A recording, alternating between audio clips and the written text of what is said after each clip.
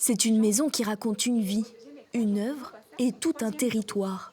Dès qu'il va avoir besoin d'acheter une maison, il va tout de suite penser à venir ici, parce que c'est au pied de la colline du Mont d'Or qu'il aime beaucoup, et c'est surtout loin du centre-ville, comme ça il est au calme. Pousser la porte du Paraïs, c'est entrer dans l'univers de Jean Giono. Chaque pièce, chaque objet raconte son quotidien. La calligraphie, voilà, chinoise, pour Jean Giono. Il signe ici, à ça. Voilà. Parce que pour lui, écrire, c'est comme un dessin, et qu'il faut écrire beau plutôt que bien. Je trouve ça remarquable, d'autant plus que, comme l'a bien expliqué la guide, c'est quasiment dans son jus, quoi. Et ça, c'est super. On se rend compte que c'est quelqu'un qui était très sédentaire, sans doute casanier, d'où l'importance de son cadre de vie.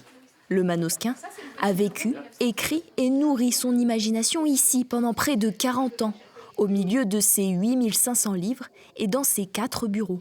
La particularité, c'est que c'est dans cette maison qu'il a écrit la majorité de son œuvre. Alors que la plupart des écrivains avaient beaucoup changé le lieu de vie et tout ça. Lui, comme il dit, c'est son enracinage. Il ne veut pas bouger de Manosque. Tout a été gardé comme sa fille l'a connu. Quand j'étais gamine, vous voyez, il m'a donné ce livre-là à regarder pendant qu'il écrivait.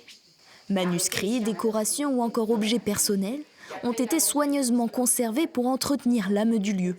La restauration intérieure du bâtiment, elle est tellement discrète, elle est tellement parfaite qu'on ne peut pas savoir ce qui a été changé. Cette maison est toujours un petit peu la mienne. Je me retrouve dans les meubles, je me retrouve dans les livres. On a dû prendre les bons architectes, prendre les bons historiens, travailler main dans la main avec Sylvie et par rapport à ce qu'elle avait dans sa tête, dans sa mémoire, pour rendre l'œuvre de cette maison telle que nous l'imaginions ou telle qu'elle l'était quand Jean Giono a écrit ici. D'autres restaurations sont encore prévues. Plus de 2 millions d'euros de travaux ont été dépensés pour redonner vie à cette maison.